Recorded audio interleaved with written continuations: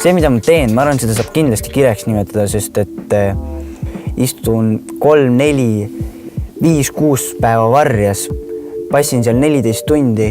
selleks, et saada mingist ühest liigist pilti ja lõpuks kevad lõppes ikkagi niimoodi, et ma ei saanud seda fotot, mida ma tahtsin, siis ma arvan, see peab olema ikkagi midagi enamat kui lihtsalt soov pildistada.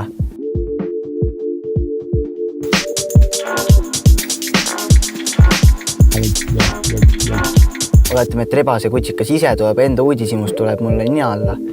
siis see on selline hetk, mis nagu tekitab selle soovi ja selle adrenaliini, et nüüd on veel vaja ja tahaks veel kohtuda ja see on hästi lahe.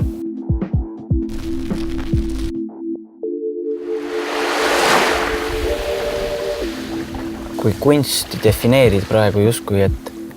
sa lood midagi oma teadmiste ja oskustega, või näiteks, kui tahta metslooma pildistada, isegi kui sa tahta lähedale, siis see, et sa oskad arvestada taustaga, et taust oleks ilus ja kuidagi ei hakkaks häirima või valgus langeks hea nurgalt, see nõuab ka ikkagi oskusi ja teadmisi, mis mina nimetaks ikka kunstiks. Ja ma arvan, et selle vaimu ja füüsise metafoori võib ka siia tuua, et mõlemad tuleb tasakaalus hoida. Ja ma arvan, minu puhul see toimib nagu. Loodusfotograaf kaamera taga hea välja nägema ei pea, aga selleks, et jaksaks fotokotti reaalselt tassida,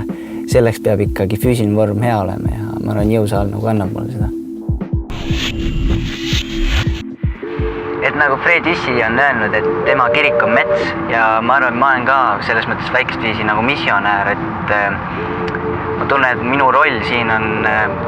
looduse sõna levitamine, et see ongi nagu see, mida ma tahan edaspidi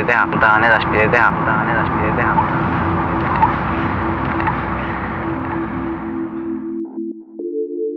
Selleks, et inimene saaks näidata oma austust looduse vastu, ma arvan, et esiteks peaks ta ennast natukene harima, et teadma üldse natuke rohkem looduse toimimisest, sest see on kõige olulisem, sest teadmatus tihti põhjustabki väga palju halba, isegi kui ei taheta halba. Aga kui sa tahad näidata oma austust, siis sa pead olema teadlik.